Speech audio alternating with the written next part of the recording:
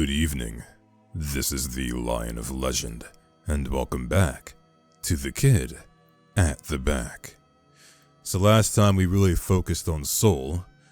We're gonna see what we can find, see what other things I've missed. Maybe finish getting all those CGs.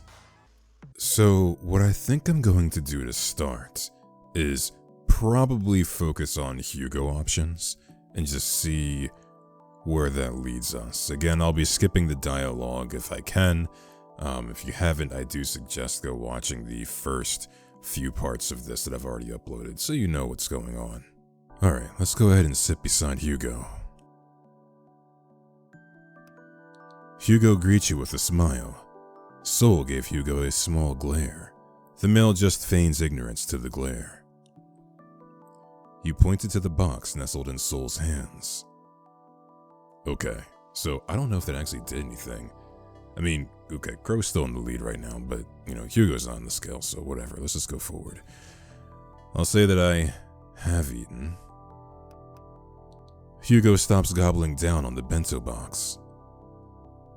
Soul giving him a disgusted look at the amount of stray rice sticking on his friend's face. With the use of his chopsticks, Hyugo points at you. You should try it. Here, you can have some of my... I have another one made, thank you. Soul stops Hyugo mid-sentence. The octopus-shaped sausage that was meant for you held mid-air between his chopsticks.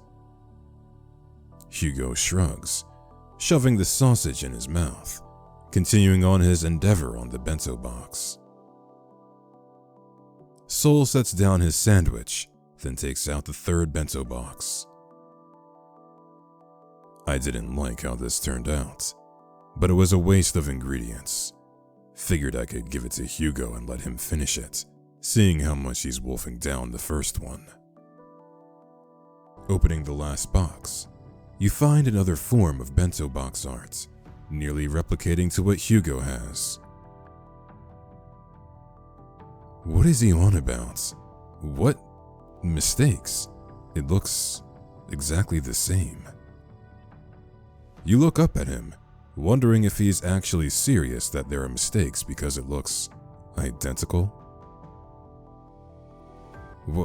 Where exactly is this mistake? I don't like how it looks. I see. But if you want one, just tell me. I am more than willing to make one to your liking. That seems like a good deal. I'll think about it. But you made this. Yes. Is something the matter? If it's not to your liking, I can give you my sandwiches. Maybe I can... No. There's nothing wrong with it. Soul stopped rambling. You gently took the bento box from him, your hands brushing against his in the process, making him blush. I just never thought you'd be the type to make this type of food art. I think it's quite unique and amazing. Thanks. Well, better eat that before I swipe it off your hands. Not on my watch. Hyugo laughs. You let out a chuckle. Rolling his eyes, Soul takes out his sandwich once more, then taking a bite out of it. Accepting the bento box, you settle it on your lap as you thank Soul for the food. Alright, we're gonna continue forward. We're eating lunch. And making lunch for Hyugo instead of saying that Soul would be a great house husband. You cooked for Hyugo like a house husband. That's adorable, Soul. We're gonna call him a house husband anyway. You two are like a married couple. House husband? Married? To him? Soul points at Hyugo with a face that asks if you are serious. Hyugo's eyes sparkles in return. Hyugo gave Soul big, bright puppy eyes, blinking rapidly. Soul grimaced. I'd rather jump off from up here than to be his personal butler, much less his spouse. Aw, no, you don't mean that, Sonny honey. Soul clasped both of his ears with his hands and groaned as he cringed. Hyugo just laughed at him and turned to you. How about you, Lion? Do you ever see yourself settling down with someone? You thought for a bit. I'm honestly not sure. Soul's hands were off from his ears as they now settled on his lap as you said that. He remains quiet, his lips quivering, wanting to say something. But he pushed it down and stared at his forgotten sandwich. How about you, Soul? Do you plan on settling down? Eyebrows raised at your inquiry. He looks up towards the cloudy sky. I want to. I would love to, especially if it's with the one I love the most. His gaze meets yours when he uttered the words, the one. It sent a shiver down your spine. Blood rushed to your cheeks as you tore your gaze away from his eyes. You both are so cheesy. Sheesh. Hyugo interrupted. Soul groans at him. You chuckle. But you couldn't help the one last look Soul gave to you one last time. Okay, so we went over the high class and the hierarchy, so let's just go ahead where we can. Ah, right, so we're gonna say that we did not miss home. Has the scale changed? I don't think so. No, not really. Very independent. I like that. Alright, we'll skip. And we're gonna watch the movie because Hyugo wants that. Hyugo gives you a bright smile. Heck yeah! I knew you were a trooper, Lion. Come, let's go grab some tickets and snacks. Do you want popcorn or something else? The shorter male went along ahead towards the movie theater with you coming along, following up behind him. Soul clicked his tongue. He shoved his hands in his pants pockets as he followed along behind you. Hyugo took notice of this and raised a brow. Oh, I thought you weren't interested in the movie, sonny boy. Maybe you're right. It does look interesting. Stop making let's go. Soul takes hold of your wrist and drags you away from Hyugo and to the movie theater. What? Hey! Come back here! I'm talking to you!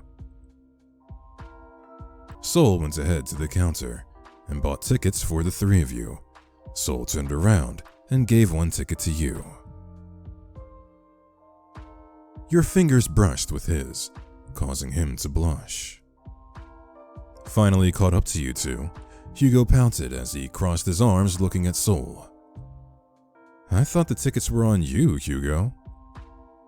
It is, but I guess it's on Soul now. Not that I'm complaining or anything, but this is supposed to be my treat. Oh well, the food is still on me. Wait right here. Hyugo scurried off to the food booth, leaving you and Soul one last time. You walked towards the now showing pictures, examining the poster. Sherlock Holmes, huh? Hyugo's into detective movies? You turned to ask Soul. He placed a hand on his hip as he checked the poster next to you. You can say that. He aspires to be one. That's quite charming of him, and Sherlock Holmes is his inspiration. It's just one of them. I see. How about you, Soul?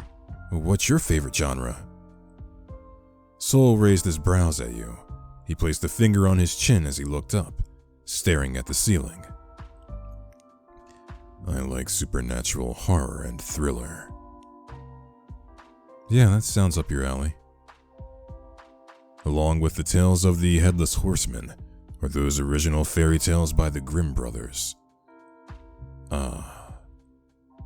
Those all sound so gruesome. I bet you feel weirded out by it. Let me save here. What do you mean? I actually enjoy those as well. Really now?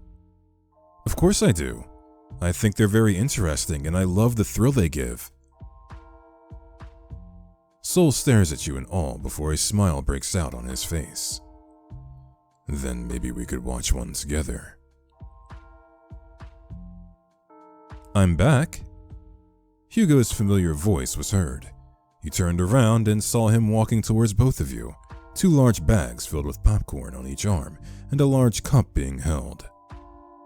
Oh, let me, he said, taking one bag from Hyugo's arm.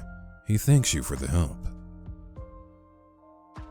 I've got the snacks. Hope you like popcorn, Lion.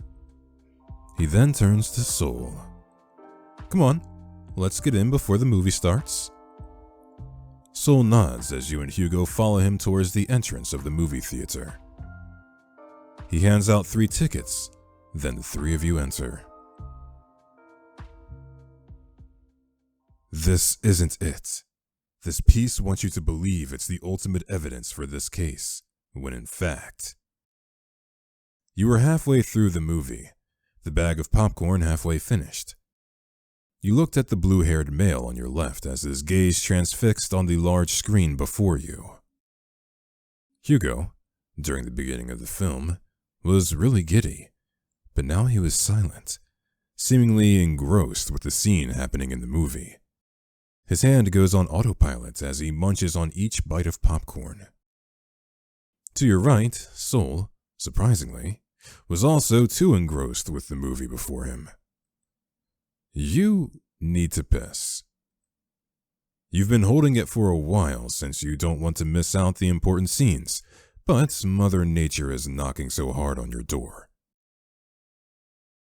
You tapped on Soul's shoulder. He turned his attention to you. You need something? I need to go to the comfort room. Would you like me to accompany you? No, it's fine. Just enjoy the movie. Soul gave you a nod, and you took it as a signal to stand up from your seat, ducking down, making sure not to block the screen for the viewers at the back as you sped walk towards the movie theater's comfort room.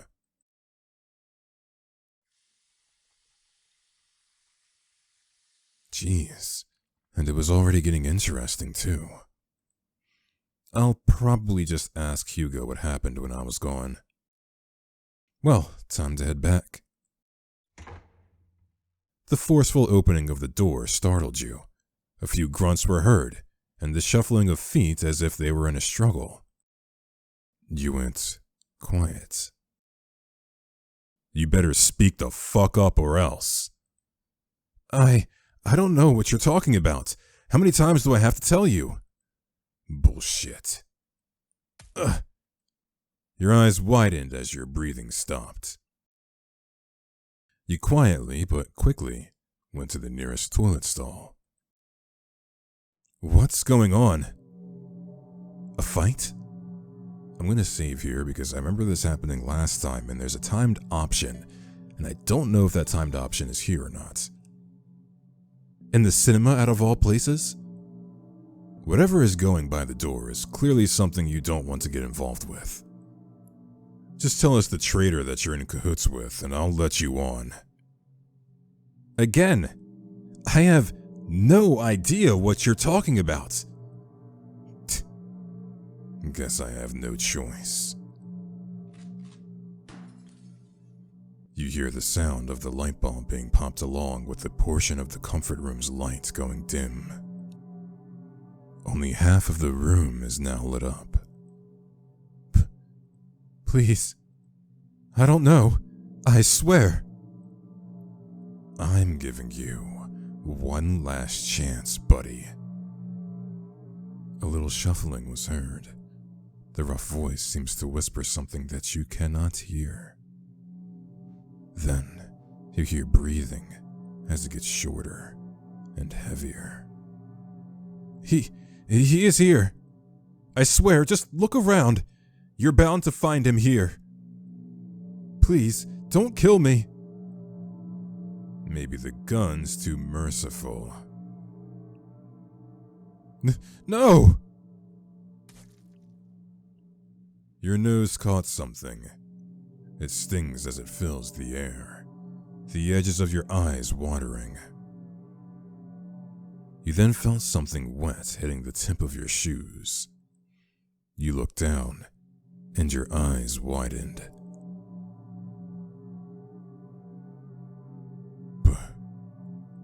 Blood. Oh fuck, oh fuck, oh fuck, oh fuck, oh fuck. Someone just got killed.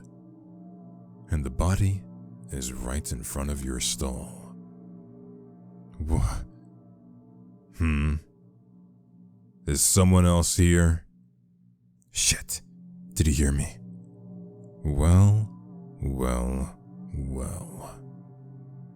Seems like we have a lost lamb on our shoulders. Then you hear the stall 1 block away from you roughly opened. Not here, huh? Come on, little lamb. Don't try to hide. Shit, I need to do something. You quickly looked around, trying for a way to escape. But there is nothing but a small rectangular window just above the toilet. You can try to pry it open and call out for help. I feel like getting closer to you. He's about to open my stall. What should I do? Go through the window. All you could do is stay quiet and hold your breath as you closed your eyes. I was too late. Well. Please. The door to your stall slowly opened.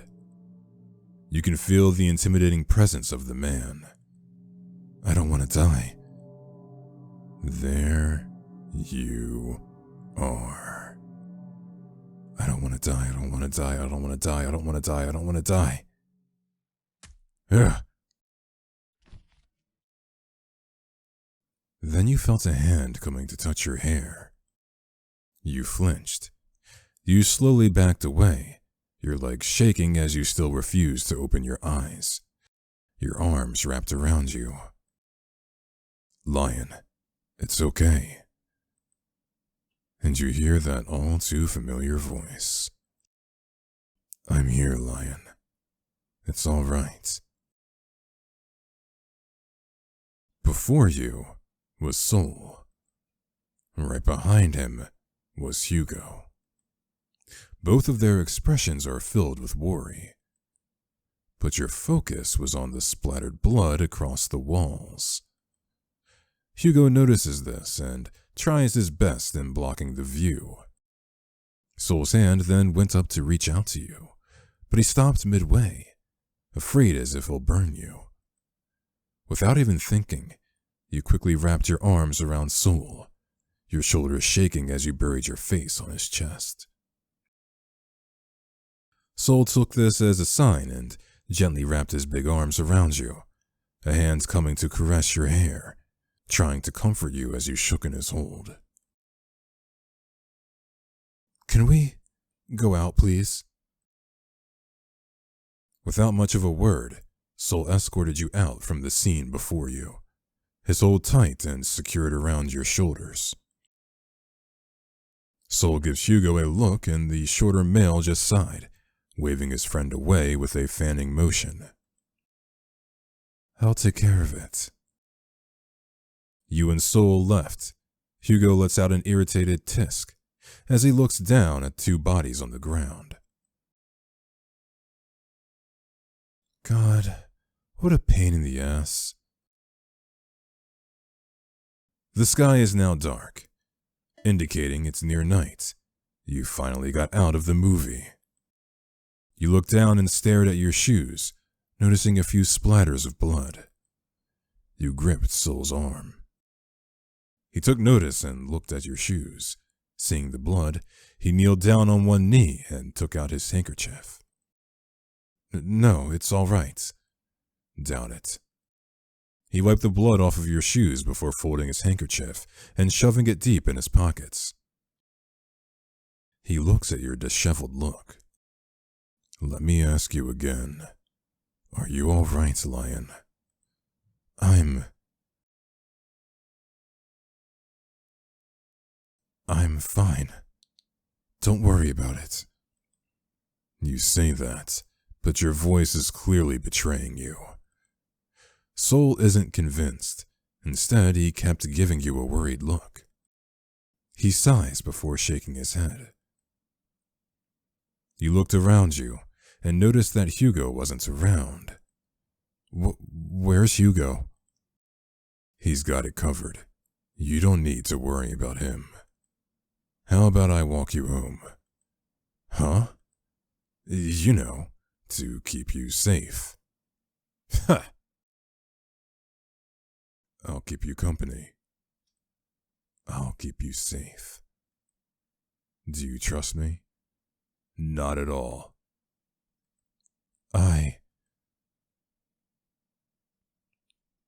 I'm gonna say that I trust him, but for everybody listening, me, like me, the lion that's like sitting at the keyboard right now, I don't trust this guy at all. But we're gonna act like we do. Then let me take care of you. Soul gently takes hold of your hand and wraps it around his larger one, his gaze never leaving yours, a bright smile on his face. Lead the way then. You felt safe. Safe with someone. Safe with Soul. The walk back to your apartment was quiet, save for a few nightly bugs making a few hums then and there. Soul's hand is still wrapped around yours. He's warm. You couldn't help but steal a few glances at Soul. He looks back at you. He said nothing, but the more he stared at you, the more longing his eyes were giving. He gives you another one of his bright smiles. He squeezes your hand, you squeeze back, making him chuckle. What is it? Nothing. Your hand feels cold. Let me fix that. He hummed as he raised the hand that he's holding.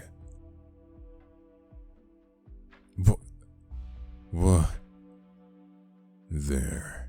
Now it feels warmer.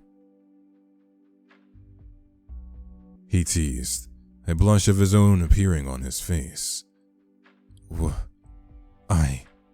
That's not how you warm hands up. Is that so? I'd love to see how you would do it. Soul? He just laughed at you, his face still red as you playfully hit his side. Eventually, your walk came to an end, and you're met with the front door of your apartment. You let go of the hand Soul was holding. He nearly reached out to keep his hold, but stopped himself. You turned to face him. Well, this is my place. Oh, I'll see you tomorrow then. Of course. But we don't have classes together tomorrow, though. That's all right. Maybe we can hang out after classes to continue on with the project. I'll keep your word for it then. You turn to face your apartment's front door, taking out your keys and finding the one you need. But before you inserted the key to your apartment, you turned your head to look at Soul's tall figure, still unmoving from his position. Thank you for today. I really owe you one. He paused, then his shoulders relaxed. Don't worry about it. Just know that you can count on me. Unlocking your front door, you fully turned around to give Soul one last wave with a smile on your face. He returned with his own smile before walking off towards the exit. You entered your apartment, the lights dim as you groaned, searching for the light switch. Much better. You nod in approval before heading to your kitchen. You open your fridge and started rummaging around for something to eat. I forgot to do my groceries. You let out an irritated sigh, seeing there is nothing good besides the leftovers from yesterday's dinner. You shrugged, deciding to heat this one up after you set your things down. You don't really feel like cooking or ordering either. Sighing one last time, you closed the door to your fridge as you made your way to your room. You placed your school bag near your desk as you take your seat, skimming through the notes you've taken for the day as you wrote down needed notes. You clicked your tongue as you tapped your blank notebook with the tip of your pen, going on with your silent staring contest with the blank paper before you. You let out a groan. Deciding to do work later, you closed your notebook and stood up. You turned to your window, noticing it being slightly ajar. That's weird. I thought I closed this. You went near it to close it shut, but was met with a now broken lock. You cursed. I thought I already replaced this 2 days ago. Maybe I shouldn't buy my locks online. You let out a groan as you left it alone and went out of your room and into your living room. Your TV blared as you munch on some leftovers you got from the fridge, a movie currently playing as you kept your eyes open on the protagonist. If you recall correctly, it's one of those films Jess keeps talking about, starring her favorite lead actor. You kind of get what she was gushing about. The lead does look attractive. Blonde wavy hair with sharp eyes, with eyes as pink as fuchsia. And you still can't remember the actor's name.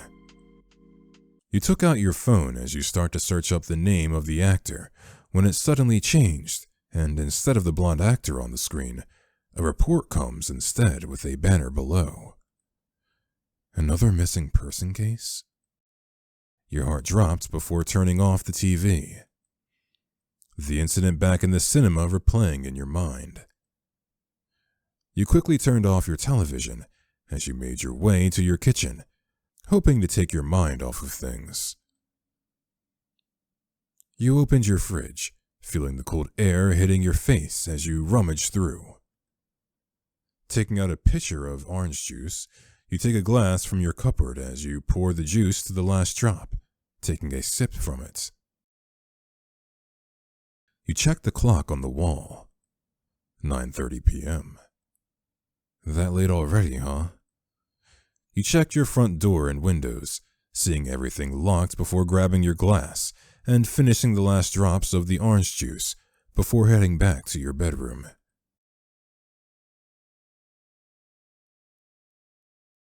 Now dressed in your nightwear, you let out one last stretch, a yawn escaping from your mouth. Getting in your bedsheets, you laid in comfort. Today was a lot, you thought. Another yawn escaped your lips. You must be really tired, you thought, your eyes going half-lidded. And eventually, sleep took over. The moon was high up in the sky. The night was quiet, save for a few honks from the late-night cars, but all of that is not enough to wake the sleeping residents.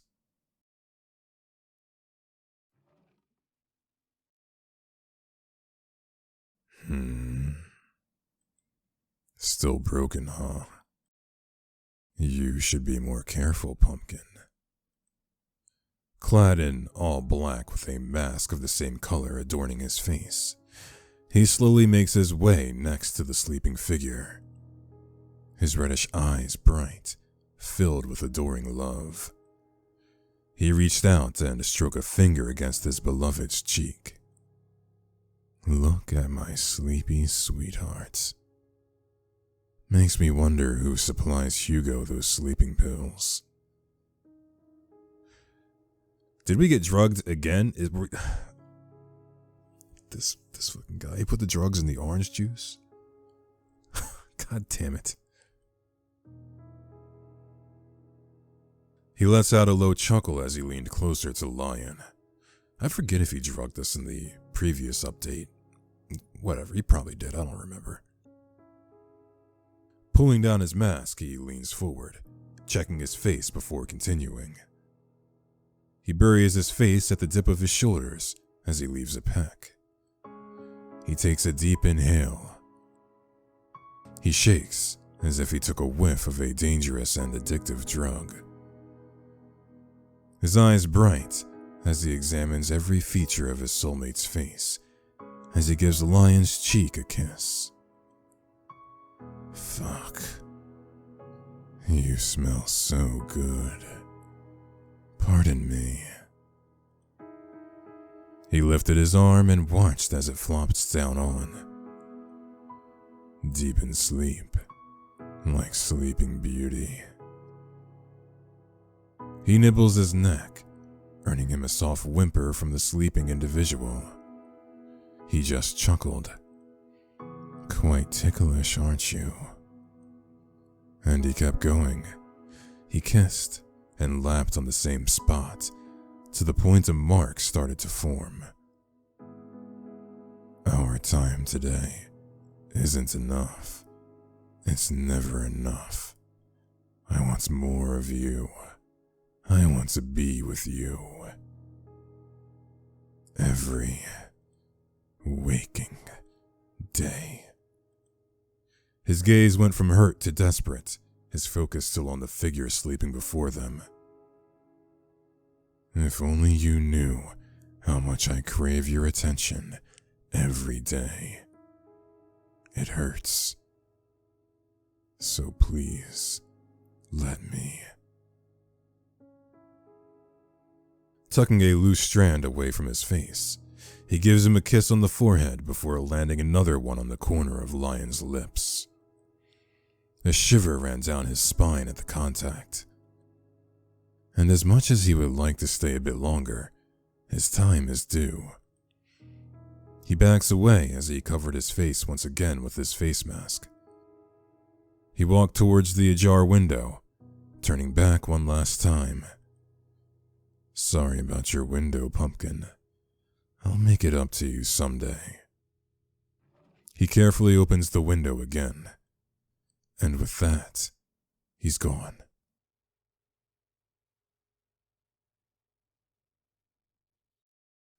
You've really caused me some trouble today. Fucker, so it is you. Fucking traitor. What? My gun?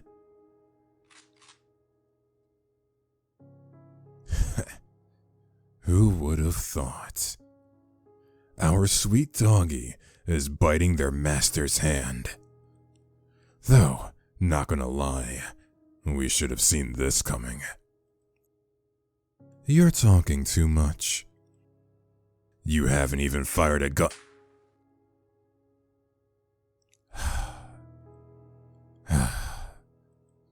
Shit. They're slowly figuring me out. I don't think I could make it for the next few days. Sonny, you've done enough for me. I think this is the end of our deal.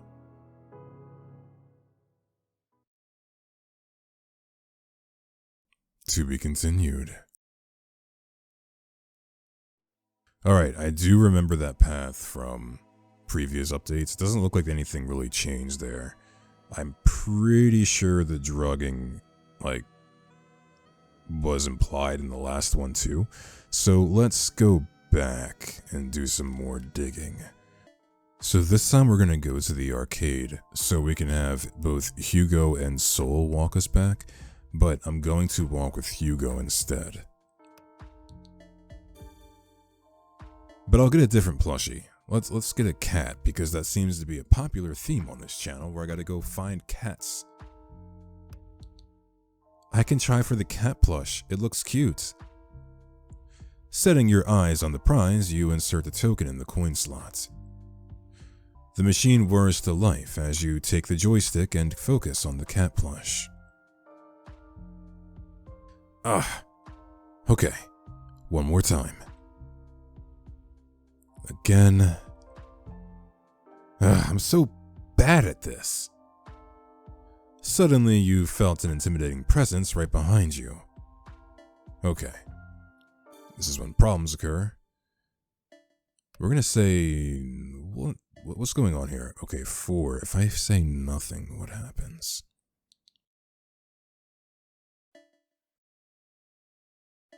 Ooh.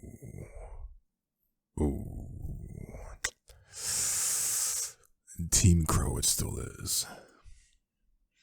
Noticing your silence, Soul looks away, too scared to meet your gaze as his shoulders keep shaking.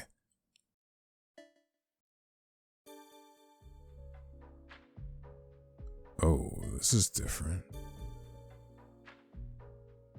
We're just agreeing with Hyugo. Oh, that's interesting. Hugo's right, Soul. You look beaten up. So I'm pretty sure this is us agreeing that Soul needs to not take me home. But Lion. At least he knows his limits. Soul says nothing but clenches his fist. You noticed a few red marks on his knuckles. Your eyes furrowed. I'm fine, Lion. Soul tries to reassure you. You shook your head no. Well, for me, you aren't. You look up and give him a reassuring smile. I'll be fine, Soul. Besides, I have Hyugo to keep me safe. You go home first and get some rest.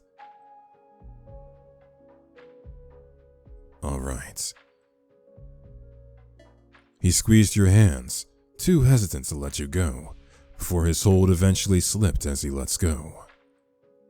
With that, Soul takes his leave. He walks backwards, his eyes still on you, making sure you're in his sight before properly walking front. Hyugo sighs, and you turn to face him. Well, ain't he a charmer? Is it working? You raised a brow at his question. Working what? Charming you, obviously. Don't worry, this is a secret between you and me. He says with a finger on his lips and a wink. You blushed. He's nice. I owe him my life after that. And? You chuckled, thinking about the long-haired male. He is handsome, I'll admit that. Uh-huh. What's with that smirk on your face? Oh, nothing.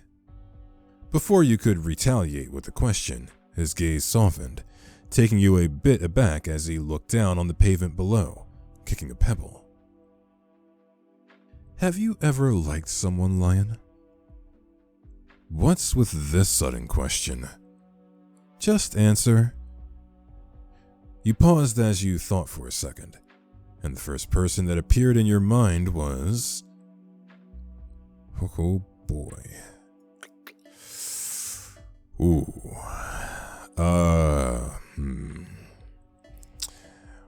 Well, I wasn't really meaning to focus on Soul today, so we're gonna say Crow and see what happens. Ooh, Team Crow. You thought of Crow. You still remember the day he introduced himself to you. No one was there for you. No one helped you, much less bother with your presence. But Crow came on time to save you. He made your years manageable and fun. You owe him a lot. You'd do anything to repay him. And maybe, with a small linger of hope, that he likes you back. A smile made its way to your face, and it was enough of a confirmation for Hyugo. Eventually, you arrived at the door of your apartment. You thanked Hyugo for accompanying you. He gives you a smile, rubbing the back of his head. I'll see you tomorrow, Lion. Sorry the day didn't go well. It's okay, Hyugo. but we're going to have a proper plan next time. Of course. Hyugo nodded. He turned his heel, his back facing you, ready to leave. But he remained still on his spot. Lion? Yes? Be careful walking late at night, okay? You paused, turning your head slightly at him. There has been multiple cases of missing people lately. I suggest you go home with someone. Anyone. Just don't go alone, all right? I understand. Missing people? When did that happen? No. When did it start? Oh, and one last thing, Lion.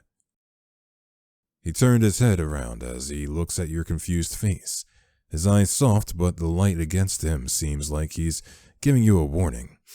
This is odd. Didn't we, in the last part I just did, didn't we go into our room and, say, another missing person case when we were looking at the TV? So obviously we knew, but if we were to compare that route to this route, it's basically in the same time period, and now we're saying that we don't know about it? Take care of Soul for me, okay? And with that, he left.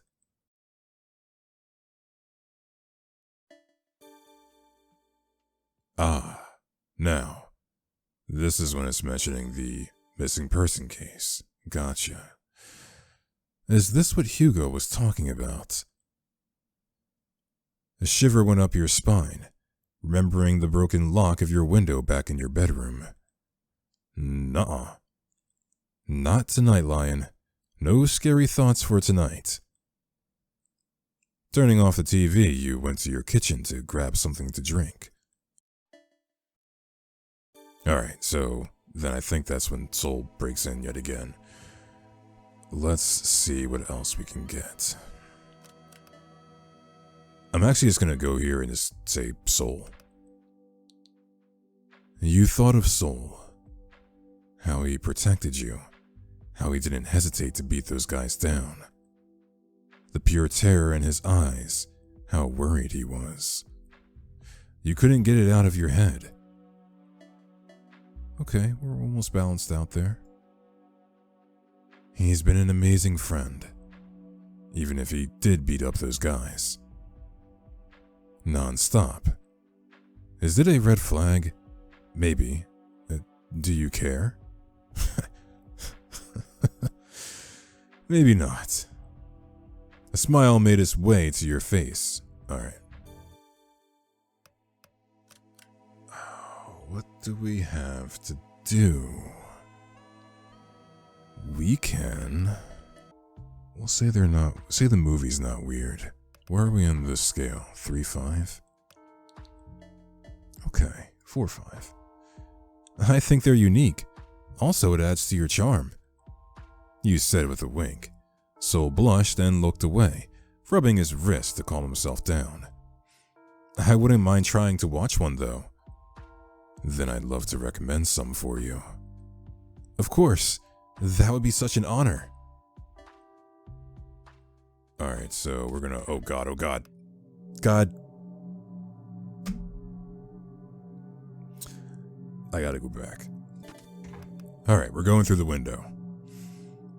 Without much thought, you quickly stepped on the toilet seat and pried open the small rectangular window. It won't budge. Then you hear your stall opening, and there you see a tall man, roughly 6'8". He is dressed in all black, black leather gloves adorning his hands, and in one of them is a gun with a silencer attached to it. And below him is the bloody body of another man. That must be the meek-voiced man you heard. Well, hello there, little boy. You seem quite lost there. Sadly, I can't let any witnesses go loose. Please don't.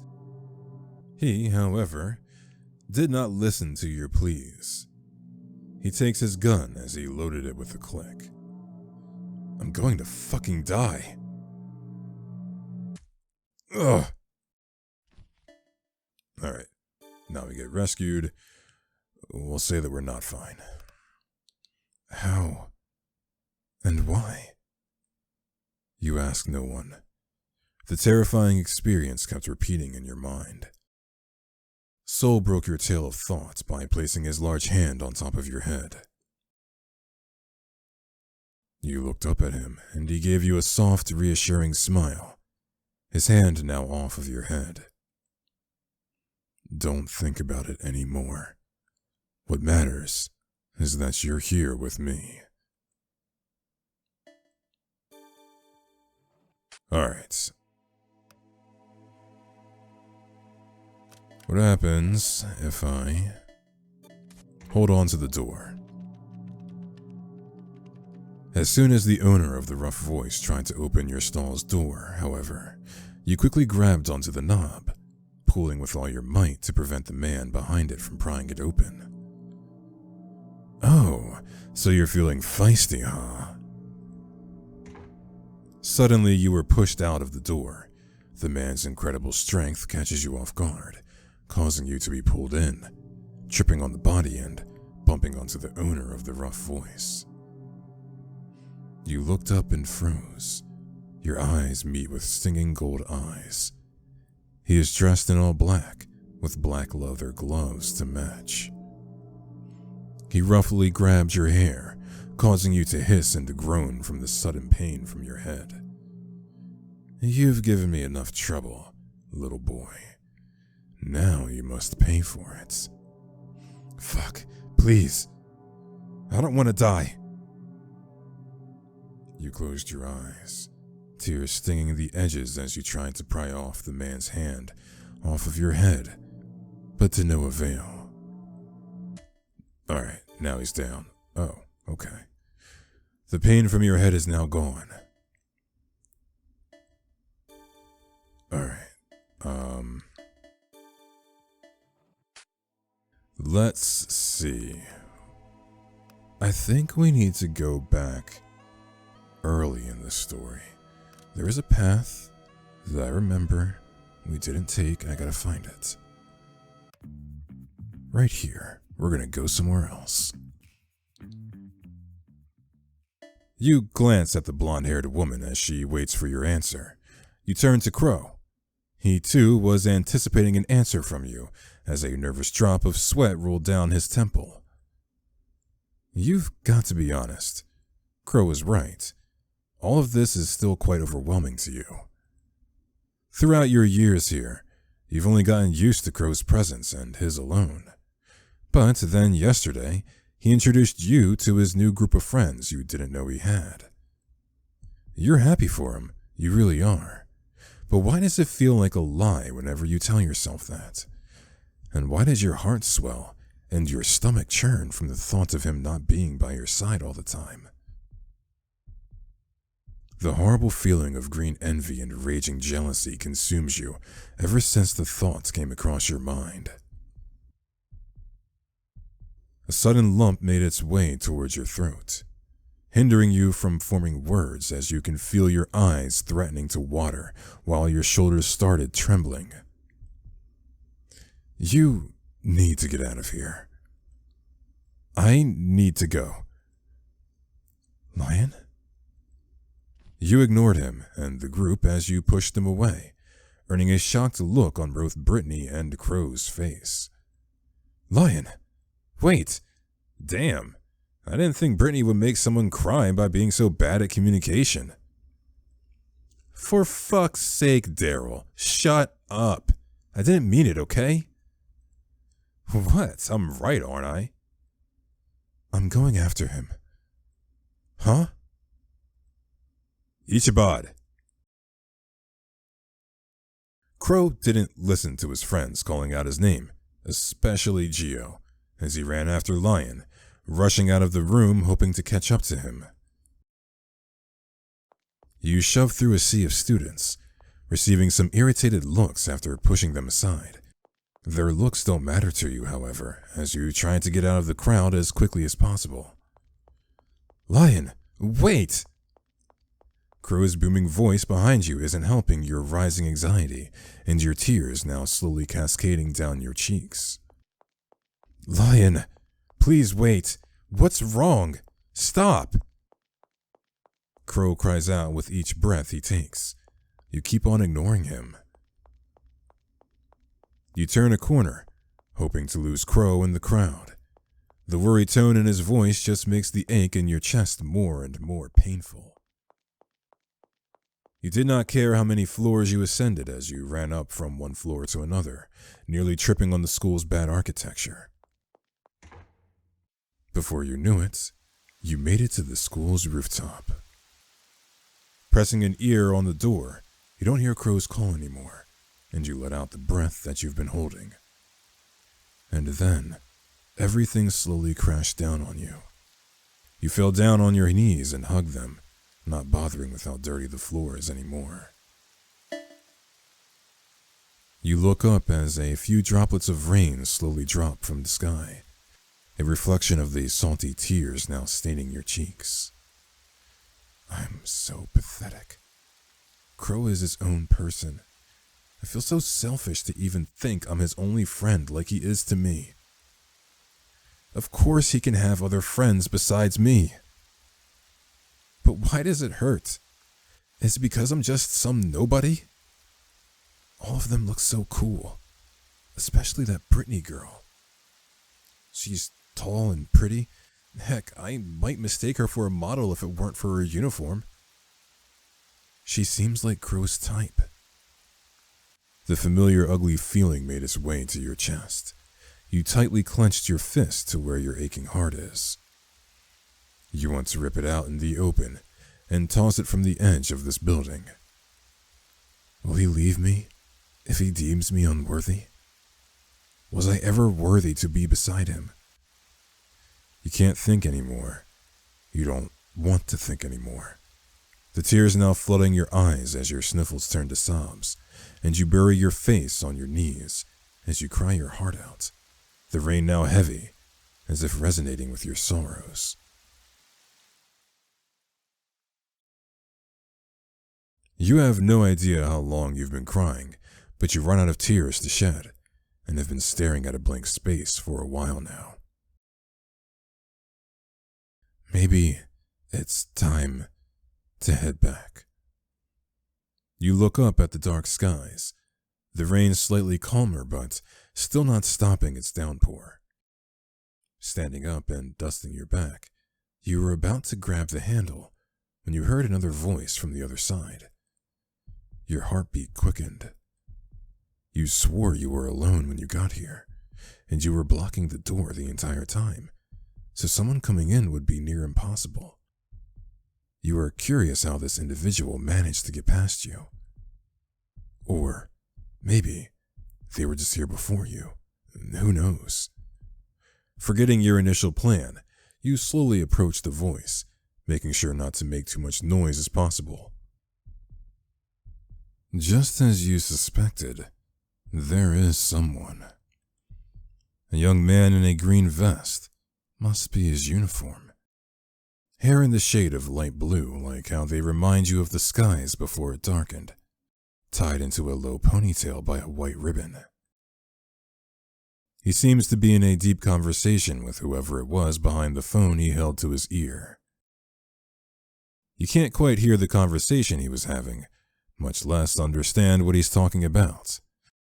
You assume he is speaking in a whole new different language. You stepped back. You're guessing this student is a foreigner. Seeing that he seems to pose no threat, you were about to leave when you felt a hand grab your shoulder. You stood frozen on your spot as you felt a huff of breath fan your neck. Something cold and sharp touched the side of your throat, and you were no fool to understand quickly that it was a small knife he's threatening you with. Oh shit, what the fuck? I don't think this happened last time. Who are you? Speak. Unless you want to get yourself into big trouble. Holy moly. Hyugo, it ain't that deep. So, I don't know how many of you Hyugo fans are out there watching. And I kinda like Hyugo too. Let's see if he disappoints us. Not talking, huh? You have the right to remain silent. But in this case, I need you to talk. Okay, we're not getting killed that easily, it seems. You feel the sharp edge of the knife cut through your skin. The stinging sensation made your head spin as you slowly started breathing fast. In your state of panic, you try to jab his abdomen with your elbow, hoping to catch him off guard to escape, only to have him grab the same elbow and twist it behind your back, earning a loud squeal from you. I'm Lion of Legend from Class 4B. Please don't kill me. You yelp out. The hand on your shoulder went loose as you feel him withdraw the knife. Taking it as a chance to push yourself off of him and turning around to face the blue-haired knife-wielding student, you had the urge to throw a punch to his face. Instead, you didn't. Rather, what you came face to face with is a look of confusion across his face and a hand under his chin. He isn't even looking at you. How rude! Lion of Legend. Why does that name sound familiar? And Class 4B too. I don't think he held us at knife point last time. Whatever, it's been a while. Now's your chance, while he's distracted by his own thoughts. You pathetically threw a punch at him. He, however, merely catches your fist with a single palm, his other hand never leaving his chin as he keeps pondering over his thoughts. Why did you even bother? You were never the strongest in your family. And honestly, out of every character that we've seen in this game so far, I feel like Hyugo is the last person I would want to mess with. I remember now. You swore you saw a light bulb lit up on the top of his head. He lets go of your fist and pockets his tiny knife, which turned out to be a foldable pocket knife, and gives you a bright smile, as if he didn't just threaten your life mere seconds ago. What impeccable timing you have at the moment, Lion. He puts his hands together like a prayer and bows down, double taking his sudden shift in attitude. I'm in need of your help. You see, I can't attend my next class due to some familial emergency, and I promised my partner I'll be there. This is actually familiar. I think this did happen last time. But seeing that you're in Class 4B, can you take over for me? What? Who does this guy think he is? Your next class is Art Appreciation with Mr. Allen, correct? And how does he know your next class is Art Appreciation with Mr. Allen? Whoa, hold on. First of all, who the fuck are you? Second, why do you have a pocket knife within school campus? And third, why would I agree to your terms after you literally just threatened my life just like that? As if realizing the situation, he lets out a gasp, his mouth shaping an O. He fixes his posture, then gives you a wink and a thumbs up. The name's Hyugo. Hyugo Sugimoto. I'm from Class 4A, but I often have classes mixed with Mr. Allen to catch up on my missing subjects from my past years. This guy is a clear troublemaker. He just rubs the back of his head and chuckles as he continues with your next question. Taking out the pocket knife, he dangles it like some toy and presents it to you like it's the most exquisite thing you've ever laid your eyes on. You rolled your eyes. This? He waves the pocket knife left and right. It's for self-defense. The guards are quite shitty at their jobs in inspecting each bag. Things as little as these are easy to slip by. Plus, it's quite useful if you're ever in a pickle.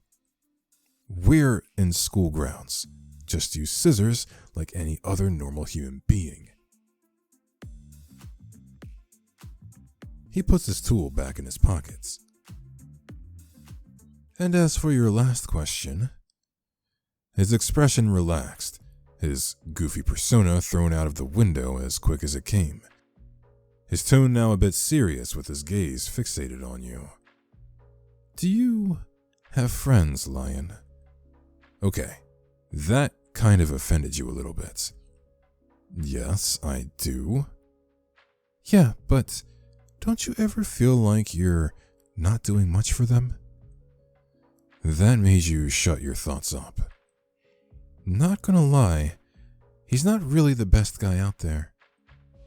He blabbers on with the thought of whoever his friend is, but judging from the way he talks, he seems to care for him, admire him even.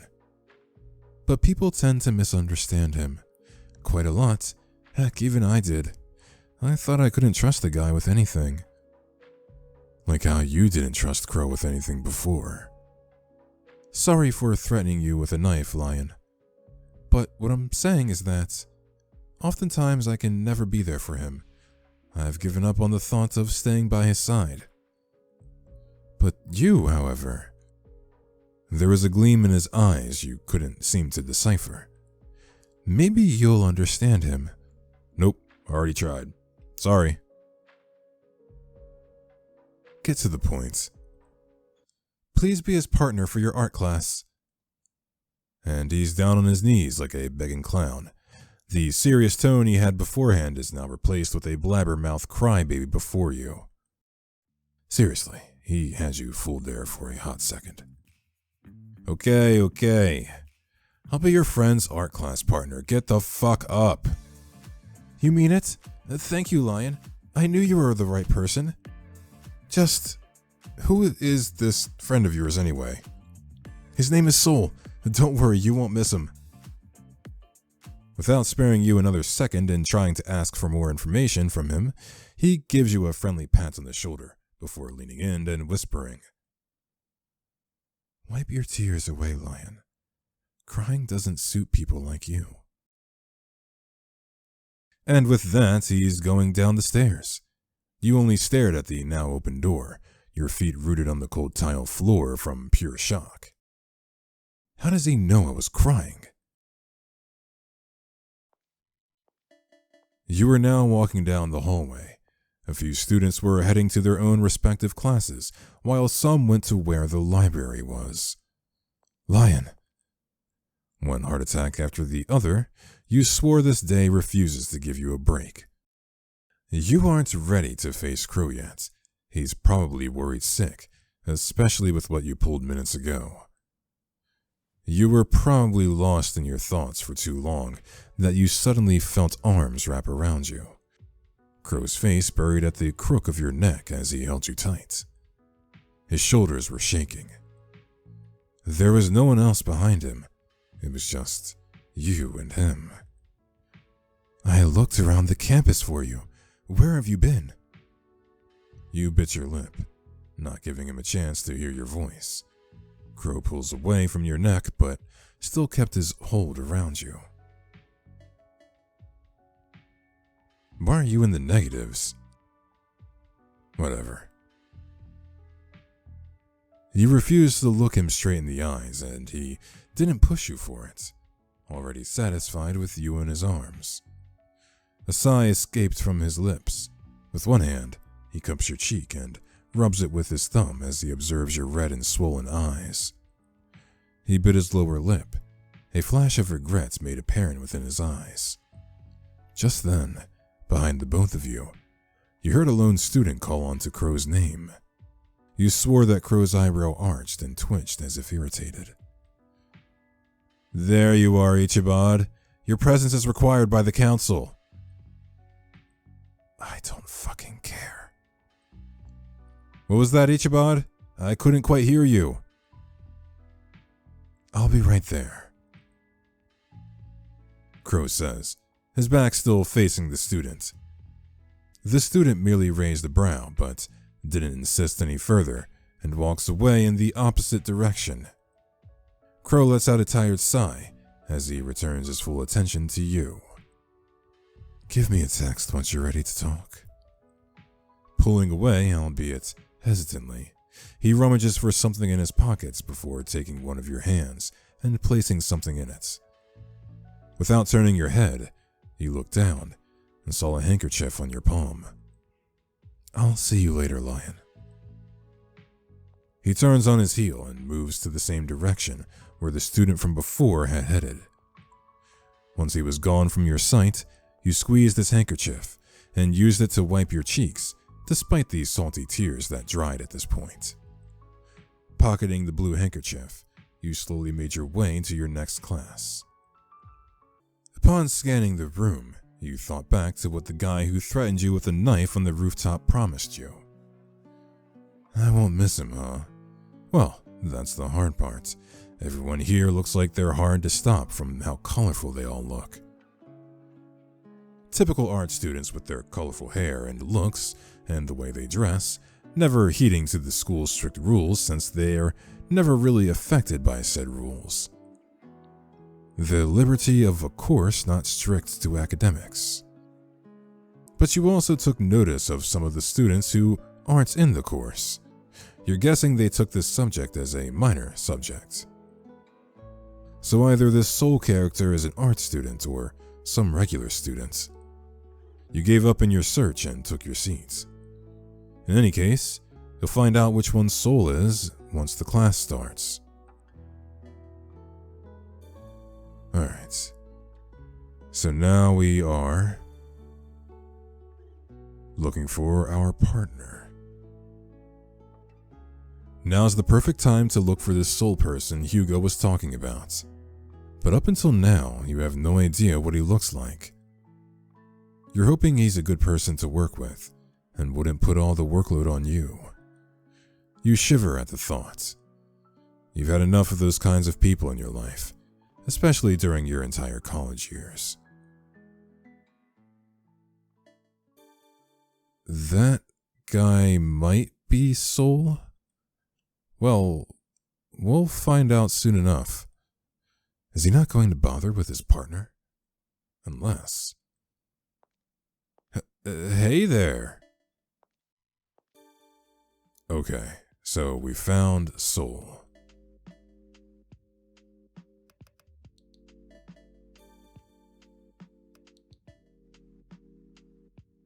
Ah, here's some dialogue. So, I'm going to draw soul. Go ahead. At least I could count on you. As you were taking out your materials, you called back to the student back at the rooftop. This made you wonder how Soul managed to befriend someone like Hyugo. But you don't think this is the appropriate time to ask him that. Was your friend any good at art as well? Friend? Oh yeah. I already had an assigned partner for this class. But he ditched me at the last minute for some important family business. He never tells me though. And I'm not the type to pry either. Does your friend go by the name Hyugo, perhaps? Yeah. How did you know? I met him during lunch. He was on the rooftop. Typical of him. Sorry you got dragged into his mess of taking his place. You shook your head, telling him that you don't mind one bit. You observe him as he goes on and on about this friend of his. Despite him shaking his head in annoyance, you can see a lingering sense of endearment in his words. Almost forgetting the fact this short shit threatened you with a knife back on the rooftop. But seeing Soul like that, it was actually cute. Slowly taking out your sketchpad, you begin to draw Soul's various expressions as he talks. And here I thought this guy would be the type to brood a lot. Guess I was wrong.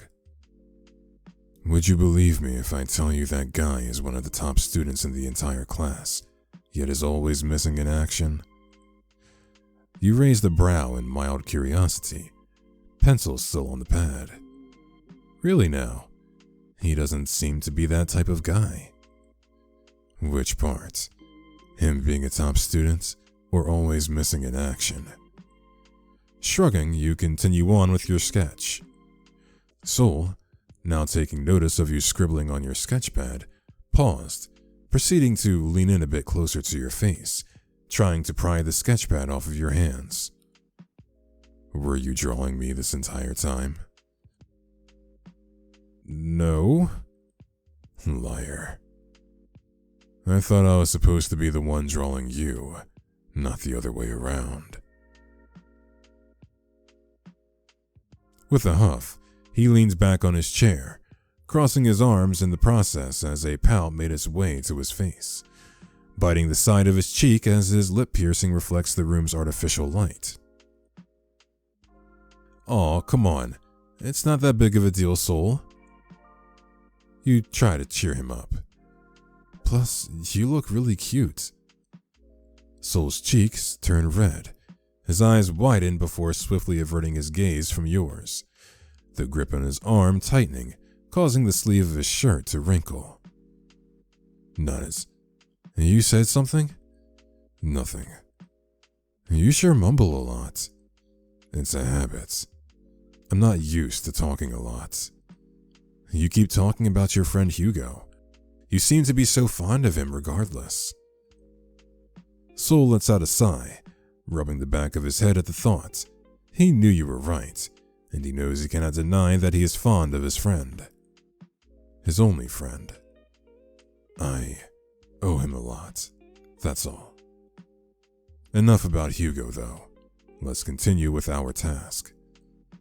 All right. And I'm drawing, and that's final. You pout. He merely chuckles. All right, Grumpy. You couldn't help but hold your gaze on Soul's face, the bandage on his cheek most especially. Judging from how much it covered half of his face, you guessed it must have been a huge blow. You decided to question him. You fall down the stairs or something?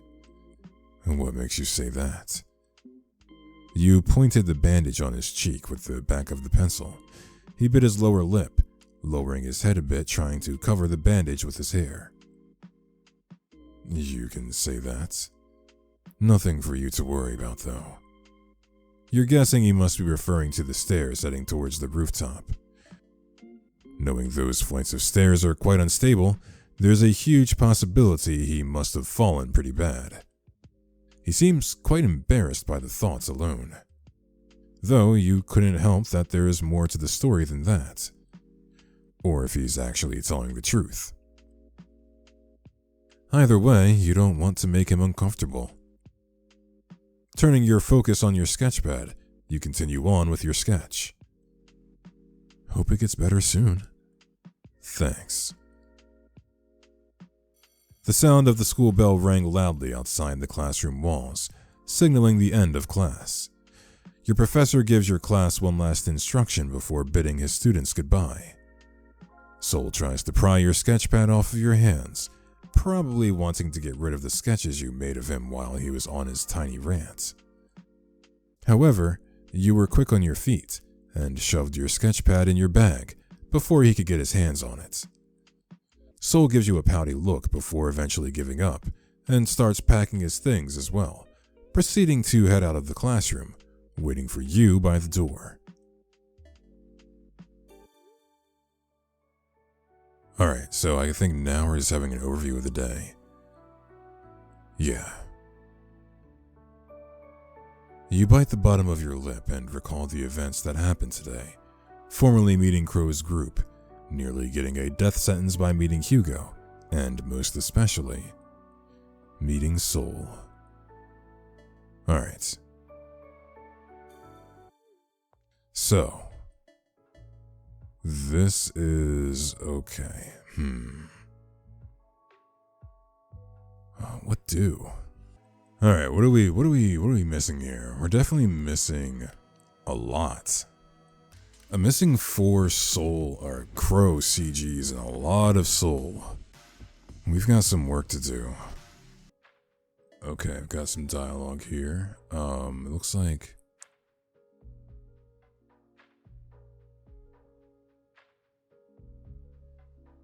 Hyugo is taking me home. So I think I must have, I don't know, something with the choices I made earlier because I'm not making a decision on who takes me home. However, oh, Soul, wait, before you go. He paused in his tracks. He raised his brows in curiosity. Holding the stuffed toy horse in your arms, you gently handed it over to him, catching him by surprise. Soul, however, shook his head no, and gave back the horse to you, his hands wrapped around your hands as you hold the toy horse. You won that. Plus, I don't deserve it. Not after that. But I won it for you. Consider this as your reward for saving me. Soul stares at you in disbelief, from your face to the stuffed horse in your hands. His hands were shaking as he takes the toy horse from your hands, brushing your fingers, making him shiver. I'll take care of it, Lion. I swear to you. Oh boy. Soul is not happy. Those filthy scums think they could touch you. His eyes slanted in anger. His grip on the edge of the bed tightens as he wrinkles the sheets. His breathing heavy. You're mine. No one else. You belong to me. If I ever see those bastards again, I'll kill them. Tucking a loose strand away from his face, he gives him a kiss on his forehead. Alright, well there's that. Let's go with Crow's friends. Brittany hummed a sound of content before turning her heel and heading towards the classroom's exit, her 3 other friends following behind her. Crow looks back at you by the door, waiting for you. Catching up, you raise your head to meet his azure orbs once more. Your heartbeat quickens within your ribcage in response. You two, stop oogling at each other and hurry up. Brittany's exclamation made the both of you jump. You merely look down, using your hair as a curtain to hide your reddened face. Crow just rubbed the back of his neck. You two eventually followed behind Brittany and the rest of the group towards the cafeteria. The cafeteria is loud and crowded. Tables are filled with students while the rest are lined up by the counter grabbing their lunches. A groan escaped Brittany's lips as she looks around for any sign of a vacant table you all could share. What a fucking great time to not bring lunch, huh? Next time, I'm preparing my lunch the night before. I wonder why it's so crowded today. New lunch menu, perhaps? It seems like it. We'll be left with nothing else if we keep standing around here and loiter. Hey, Gio, Daryl. Oh, yes? What is it, your royal majesty? Daryl cooed with a teasing tone. Brittany rolled her eyes at his silly gesture. Could you two look for a vacant spot while the rest of us line up? Save us some time that way. Yeah, sure, Britt. Let's go, Gio. Wrapping an arm around Gio's shoulder, while ignoring his obvious irritation from the said male, the two walked away in hopes of looking for an unoccupied table. Brittany then turns to you. Oh, right, Lion. I'm not sure if you have packed anything like those two did, but if you want to line up with us or go help them find a table, make a choice. You decided that you will buy our lunch. I'll buy. Alright then. Daryl, Gio, go find us some seats while we line up. Daryl waved Brittany away, mouthing, I got it, before turning around with Gio, the jock's arm wrapped around his grumpy friend's shoulder, dismissing the visible annoyance on Gio's face. Come on, Jess, let's get in line. Yes, of course. You may go first, Britt. With haste, Jess trails behind Brittany. Let's get in line as well before more people start piling up. We don't want to end up with the bad stuff, don't we, Lion? You can say that again. You shuddered at the thought, remembering the leftovers from the school cafeteria. With a nod, you and Crow made it in line with the rest of the student body. While you were lining up, Crow turns his attention back to you. I'm glad you decided to come with us, Lion. I know it may seem selfish of me to drag you along, but they're our new friends now. I hope you don't mind.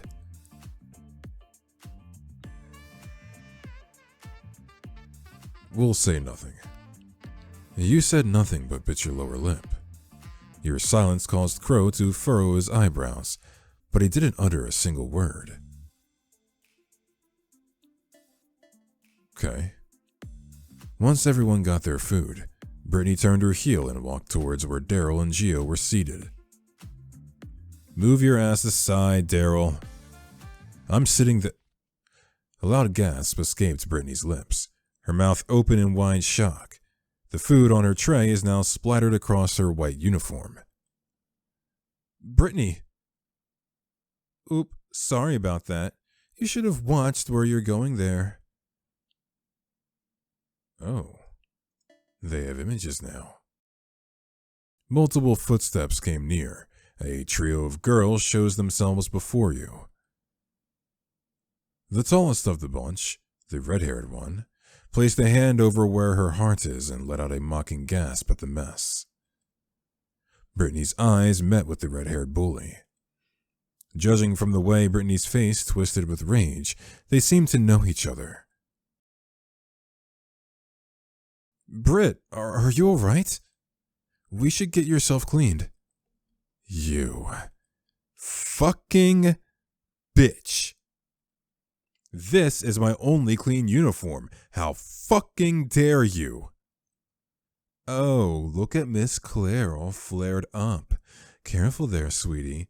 You'll get wrinkles. It's not like you're not ugly already. The mean girl coos at Brittany. Her two friends behind her laughs along with her antics. You've got a bad feeling about this. The entire cafe breaks in a few murmurs and whispers, their attention now fixated on the group of girls. Some stopped eating while some took out their phones, ready to film to whatever happens next. Crow tried to come in between them to stop the fight, but he wasn't fast enough. Splat. Next thing we know, another loud gasp was heard. A wide smile etched itself on Brittany's face. The mean girl's white uniform now smeared with varieties of wet sauces and oils, matching Brittany's own dirty uniform. Jess's face filled with shock. The food from her tray is now gone. Take that, shit stain. You. Fucking bitch. Food fight. The moment Daryl howled those words, the cafeteria went into a hectic frenzy. Food and drinks started flying across the area as each student started tossing whatever they got their hands on. Are those trays? Lion! Everyone stop this madness at once! A sudden wave of pain made its way to your head. And the last thing you saw was Crow calling out your name before passing out. Ugh. Where am I? Oh, you're awake. Thank goodness. Crow? You tried to sit up, but a sudden shot of pain going through your head stopped you. You reached out to touch where the ache was coming from, but Crow stopped you by holding onto your wrist. Careful now. The nurse already bandaged your head. Don't push yourself. Crow gently pushed you back down on the medical bed. He takes a lone stool and takes a seat right next to you. Ugh, what happened? Well, after Daryl started that mess of a food fight, the principal was called in to stop it. Daryl got lucky enough to escape when he did. Gio was nowhere to be seen. As for Brittany, what about her? Well, Jess helped her out to grab a new uniform from the principal's office. Then why does my head hurt so much? Someone, somehow, threw a tray and you were unfortunate enough to get hit by it. Thankfully, I got you out of there before things got ugly. Thanks, Crow. I owe you one. I'm always there for you, Lion. Never forget that. Anyway, it's around 1:45 in the afternoon right now. I should probably head out to my next class. You should stay here until the nurse gets back. You'll be all right alone here, right? You wanted to say no, but you stopped yourself before you could. Yes, you can go ahead. You sure? Yes, I'll be fine, Crow. You've done enough for me today. You gave him a small smile, but he did not return it. Crow squeezes your hand, hesitant to let you go. Eventually, he loosened his grip. He stands up from his chair and walks towards the exit. But before he could leave, he turned around and gave you one last smile, eventually closing the door and going out of the infirmary. You groaned and laid back down on the bed, feeling the bandage on your head. At least the pain is slowly dying a bit. Hope it didn't leave a mark on my head. You're guessing you came face to face with the edges of one of the metallic trays. Since when did trays hurt that much? Then again, there were athletes in the area, Daryl being one of them. Just then, you heard the door opening, the nurse's voice echoing through the room as the clicking of her heels got louder as she drew closer. The school nurse entered, and following her was a tall student dressed in black. He seems to be holding onto his left hand. You can see the red streak of blood overflowing. That looks bad. He sure had it worse than me. I wonder what happened.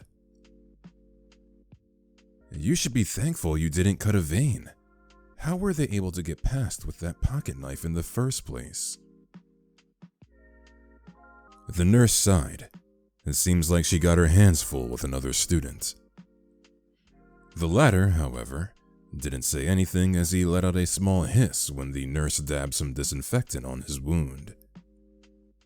He sat up slowly, careful not to hit your head on anything else before stealing a glance at the student and the nurse.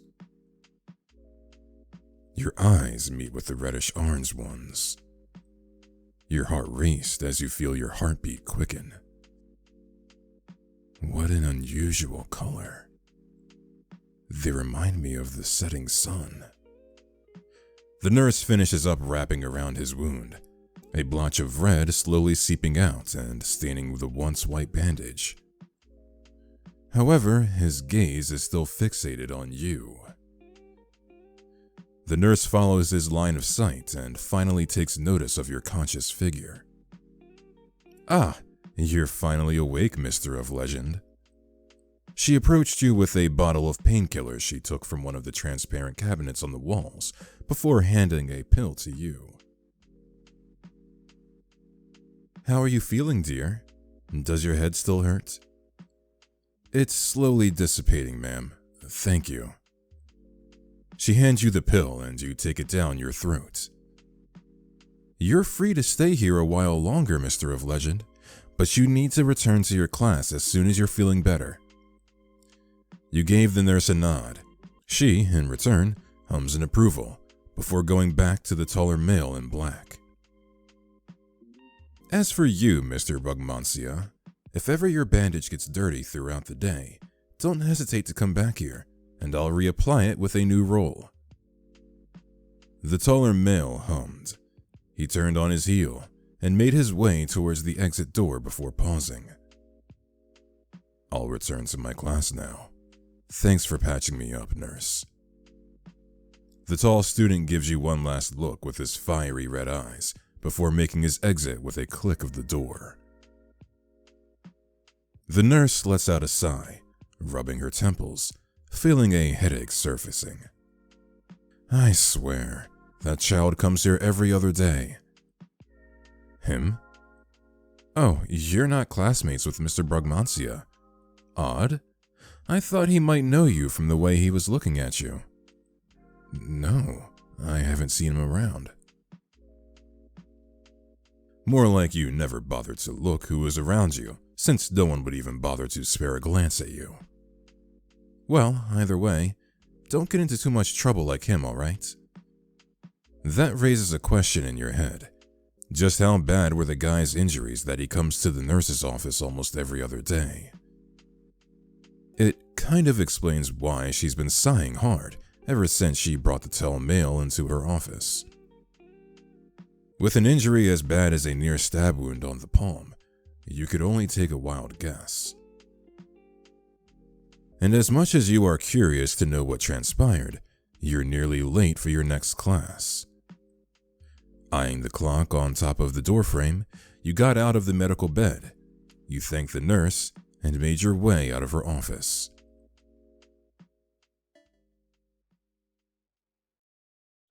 Alright, now we're back in class.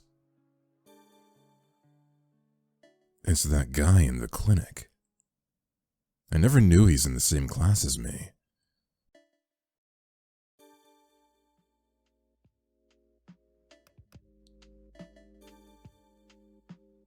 Ah, here we are. Okay, here's something. Oh, so this is, I think he is going to offer drawing us. Right, the old expressionism thing. Oh, but I have this bandage on my face. Wouldn't that hinder the process? You recall the events that happened back in the cafeteria. I can simply ignore it. Or make something better out of it. Trust the process. Alright. So, we'll say that we're pretty good at art. Is there any change here? Yeah. Oh, then surprise me. Sorry, I can't draw you back because of this damned injury. No, don't worry about it. You're excused, and I don't want you to stress your hand over this. You took out your sketchpad and your pencil and worked with his portrait with determination, his eyes never leaving your face. You would often look up to see his features. A blush occasionally invades his cheeks as he tries his best not to look away while you work. While you were sketching up, you can't help but avert your eyes on his bandaged hand from time to time. Seems you're quite curious to know what happened to this, huh? And you weren't slick with it either. You froze when he caught you red-handed, just like the red seeping out of his hand. You stopped drawing. Sorry, that was rude of me. It's fine. This is just the usual for me. I've gotten worse injuries than this. You raised a brow at that. Not the worst? If you don't mind me asking, what happened? He paused and averted his eyes, but opened up to speak. Nothing much. Was minding my own business. Got assaulted. Had to defend myself. He talked as if it's another normal Monday for him. Your eyes furrowed. He noticed and just chuckled. No need to worry about me. All that matters is that I'm still here. You didn't say anything, however, continuing on with the drawing, your movement slow, and now refusing to look at his injured hand. This school is way more fucked up than I thought it would be. The sound of the school bell rang across the classroom and through the hallway. You quickly made a few more lines on your portrait before giving up. You closed your pad and proceeded to shove it inside your backpack, earning you a confused look on your partner's face. Not even going to show me what you've made? It's not done yet. That never bothered me. Can I see it? Wait. How about a small deal? I'll show it to you once I'm done with the portrait, and you still need to draw me once your injury gets better. Sound like a plan? You say with a wide grin on your face, trying your best to convince the male. He stares at your face for a short moment, before eventually leaning back on his chair, arms crossed, and nods along with your deal. Packing your things, you and Soul continue out of the hallway. I don't think we called Soul over. Let's do that. Not sparing the group a moment, you make your way to where Soul is. Soul almost instantly notices you by the visible smile making its way to his face. His companion noticed his change in attitude and turns his attention to where you are. Hi there, you're friends with Sunny? Sunny? Okay.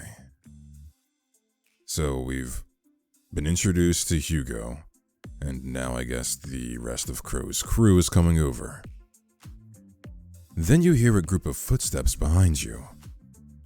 Hyugo first noticed the group behind you as he raised his head to meet one of their gazes. There you are, Lion. You just ran off like that. I got kind of worried. You with these people, Lion? Oh, that's right. Sorry for running off like that. Yeah. Soul, Hyugo, these are my friends. You turned your body to face Crow and the others, while your gaze is still fixed on the duo. Crow gives the two a smile and a small wave. Daryl came up first, extending his hand for one of the two to take. Nice to meet you. I'm Daryl, and if you haven't heard yet, I am the ace of our school's football club. He said with a smile. Hyugo took his hand with a shake. Following up is Brittany as she just stares with a hand on her hip, while Jess was twiddling her fingers as she stuck close to Brittany's side.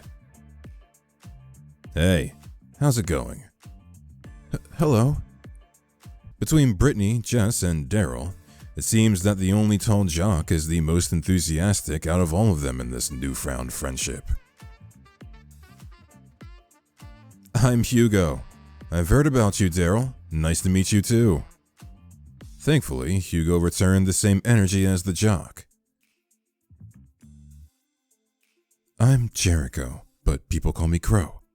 Nice to meet your acquaintance. Crow also handed out his hand for Soul to shake. However, Soul did not take it. There was slight awkwardness in the air between the two males, making Crow slowly retrace his hand back. No way! The atmosphere between the two, however, was cut short when Hyugo gave out a loud gasp and marched towards Gio, who was way behind the group, a visible scowl on his face. Gio's eyes darkened as he tried to step back, but Hyugo was quick on his feet as he engulfed the taller male into a hug.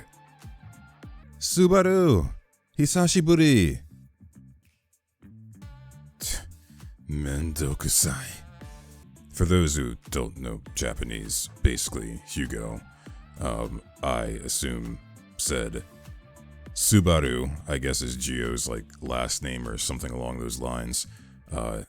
Subaru, it's been a while, and Gio here, or Subaru, is saying that Hyugo is being bothersome.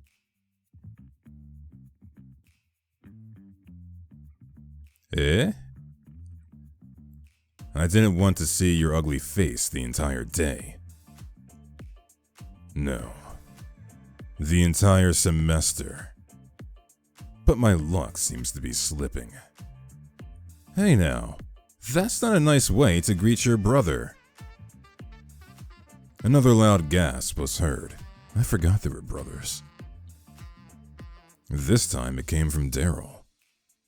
He points at Gio, quite a bit dramatically. You have a brother, Gio? Oh, great, another one. That's big brother to you. Everyone's attention was now on the three of them. Brittany seemingly amused by Gio's newfound dilemma. Crow just chuckled, while Jess was surprised as well. Oh, right. Hyugo started, finally letting go of Gio, the said male cursing under his breath as he composed himself and fixed his now ruffled hair as he walked towards you. We were actually going to go up to the rooftop for lunch today. We were hoping that you would like to come with us, he says, now standing beside Soul. Soul looks at you with anticipation. You.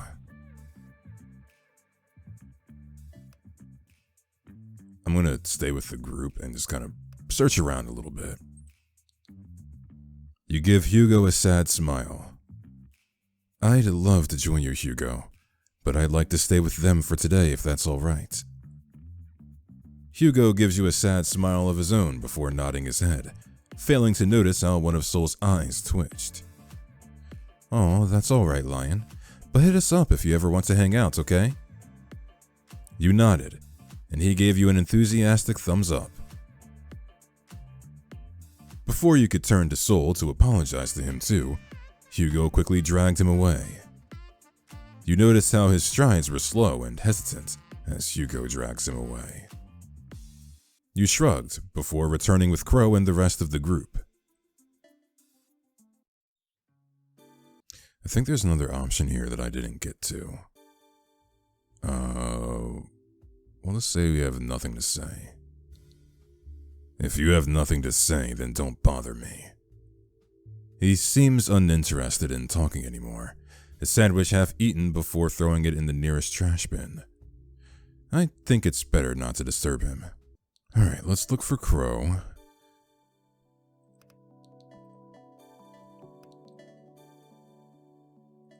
And there's another option here.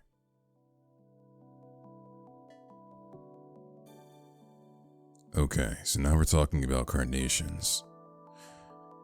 Then Crow was silent, basking in your presence. His expression then went dim, as if something's bothering him. You took notice, of course. Is something the matter, Crow? He blinked once, twice.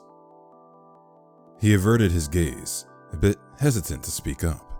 You grabbed his hand to reassure him that it's fine. He sighs as he speaks. Your friend. My friend? The tall one in green. What are your thoughts on him? Soul, he's... Oh boy. Let's save here.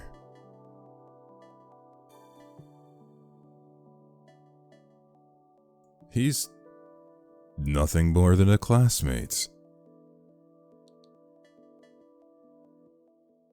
Crow's eyebrows raised. Is that so? Yeah. Besides, he's my partner for art class, so I'm basically stuck with him until the projects are done. I see.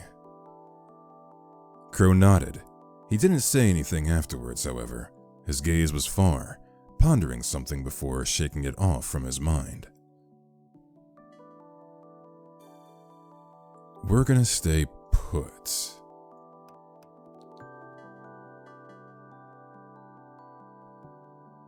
You froze. You feel your heart beating faster. The feeling of blood rushing and rising to your cheeks as you try to rethink what is happening. Alright, so now we're back in school. Just by the corner of your eye, you spotted two familiar-looking individuals. It was Soul and Hyugo. Hey Soul, hey Hyugo. Are you both heading to your next class? Okay, so this is when we can skip. We're gonna not skip. And we're going to keep walking. You didn't bother with him anymore as you kept walking. His shaking hand eventually was shoved in his pocket as you both resumed your walk.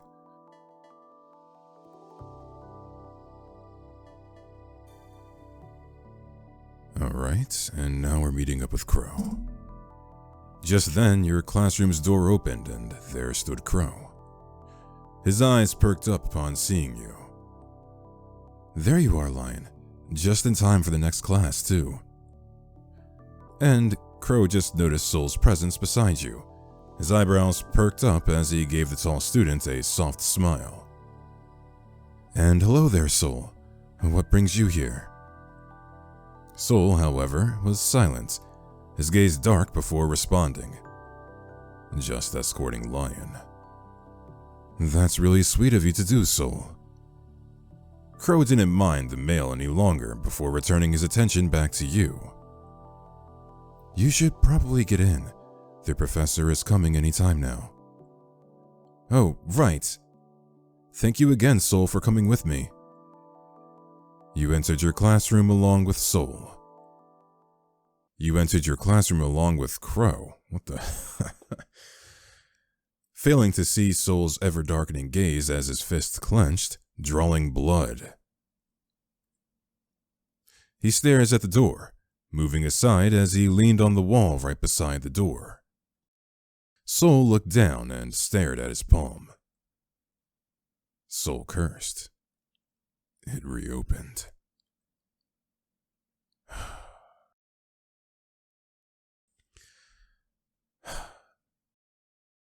I know this happened in the previous version, but to this day, why? He raised his palm and licked the blood away. Ichibod, it's always been you. I should have dealt with him years ago.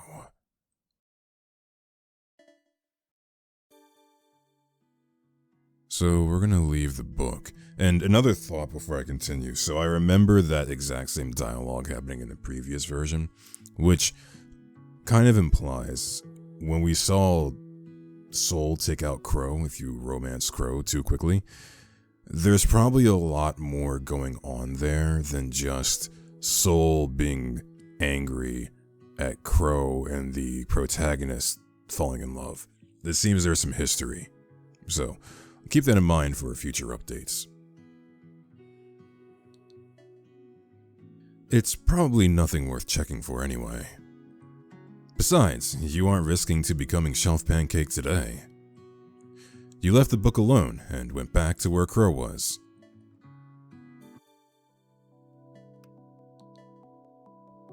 Crow jolts in surprise after we tap his shoulder, his eyes wide open upon the sudden contact. His legs stop shaking as he turns his full attention to you. Yes? Is something the matter, Lion? Are you alright, Crow? Yes, I'm alright. What makes you say that? You seem stressed. Let me guess, writer's block? You can say that. Crow lets out a nervous laugh. We'll say we think nothing of her. This is the Queen, by the way. I think nothing of her. Is that so? She's either trying to please me or just throws whatever extra expensive valuable to me. I probably mean nothing to her, but probably just a favorite servant she wants to spoil. Either way, she owes me nothing. And me to her. Why? What's with this sudden roleplay, Crow? Well, that leaves me to the following of this what-if situation. We'll say we can't answer. I'm sorry. I couldn't seem to answer. That's a hard and complex scenario. I do understand the concerns of the other villagers who are mad about how the queen treats them. But on the other hand, the orphanage implies that she actually did something good, saving lives of children and not to starve out in the streets. They contradict each other so much. As for the nobles who spread rumors, I've heard a saying that sometimes the rumors get too long, you might think it's true. So do you think those rumors are true, Lion? No, of course not. At the end of the day, they're still rumors. But you couldn't help the fact that it might come to be the truth. I'm sorry, Crow. I couldn't give you a proper answer. No, it's all right, Lion. I think your reasoning is good enough of an answer. In fact, your refusal to speak is a choice in itself. Getting tangled up in problems left and right is tiring, especially if it doesn't involve you. So it's only valid if you don't want to bother yourself in situations that don't do anything with you. Crow reassures you with his signature calming smile. Seeing his usual attitude made you calm down, even just a bit. But you couldn't help the lingering thoughts of how not speaking up left a stinging feeling in your chest. What could you have done at that moment? Shaking away the thoughts, you decided to change the topic. Why did you want me to answer that complicated scenario? Are you secretly making some sort of psychological quiz? The corner of Crow's lips lifted upward, quite amused at your wild assumption. No, that's not it. Alright, what's going on here? Ah, right, hand-holding. We will decline. It's alright, Crow. Besides, I can warm myself up once we get to my apartment. Crow smiled dejectedly.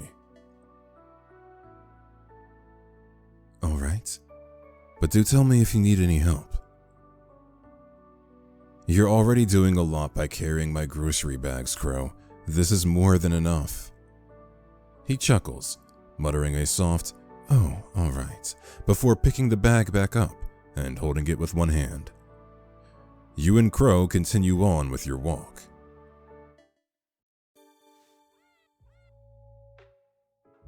And we'll let Crow name the cat. Why don't you try to name it? Me. But the names I usually give are quite corny. Oh, come on, it's not that bad. Crow scans your face for confirmation. He genuinely seemed to think that he wasn't the best person for the task, but you clearly saw that glimmer of hope in his eyes. Are you sure? Of course I am. Are you really, really sure? Yes, Crow. You roll your eyes in mock annoyance before giggling.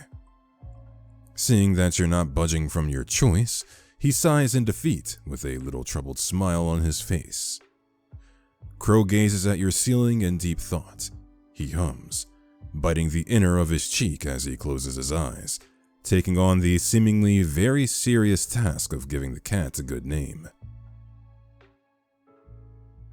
Crow looks down at the kitten in consideration.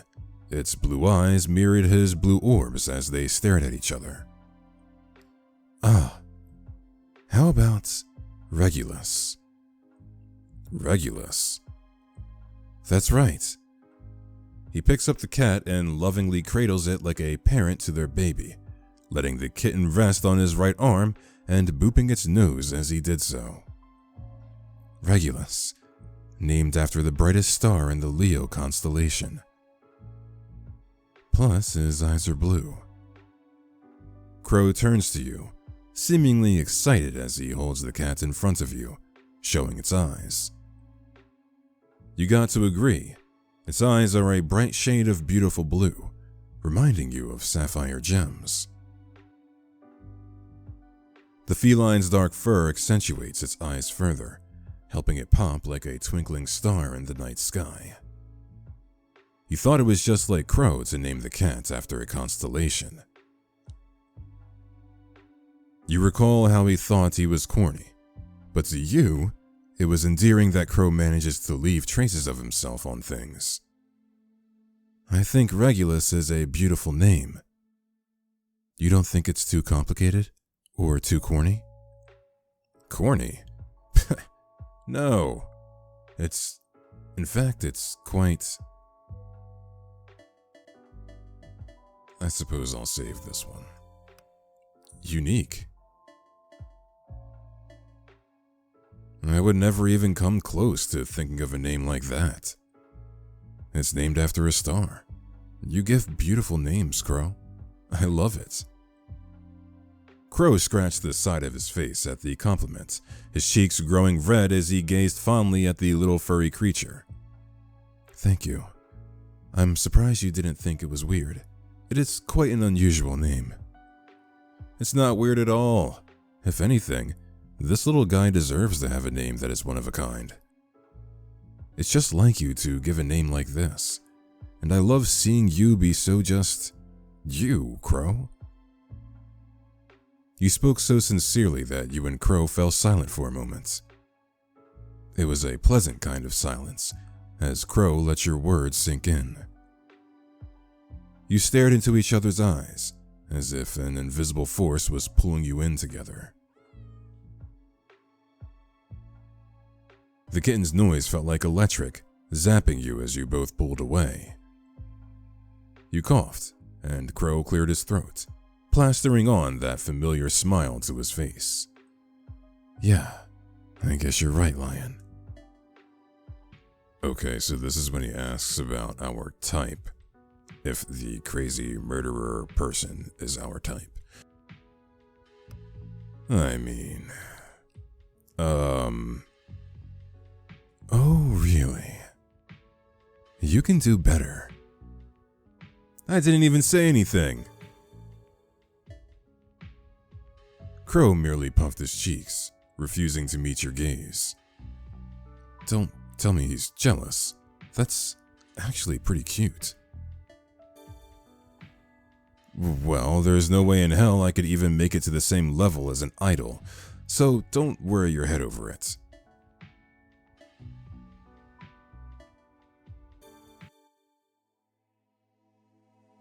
Okay.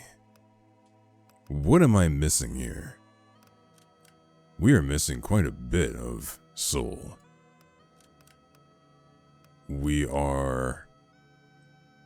I don't think we're really missing. Are we missing any of the other characters? Let's see. What do we have here? Got a lot of Hyugo. Missing a Geo. This is probably the same image that I lost in my last playthrough that I know someone in the comments section told me how to get and I never went back and got it. But it looks like we've got all the other character CGs. Yeah, this is good. So then what about Crow? Crow, we were missing, I think, yeah, it was like towards the bottom here. We're missing one. One there. And there was one missing here. Alright, so we're missing two. I believe we're missing two. Alright. I'm like over 2 hours of audio right now. A little bit of a break, I think, in there. But I'm probably going to cut this here for now. Actually, no, I am going to cut this here for now. I am going to have to try to figure out other routes to, I guess, go through. We don't really have much of Crow left over, and I have an odd feeling that my next video on this is going to be focused on soul. I can't escape this man for the life of me. Oh well, I'm sure we'll have another good time as always, as Soul is always an entertaining individual. But we did discover some other routes today. Some of these routes I've gone through in my previous playthrough, so I can't really say discover, but, you know, we're trying to get through everything here. just taking me longer than I thought it would take me. Granted, at this point, I feel like I've played through The Kid at the Back, like 2 or 3 times at this point? So, we're definitely going to be hanging around this game for a while. Maybe I can knock this update out in one more part. That's what I'm hoping for. That's what I'm looking to do. Anyways, if you did like this video, go ahead and leave it a like, leave a comment, share the video out, maybe even subscribe to the channel. And I will see you all in the next video. So have a good night.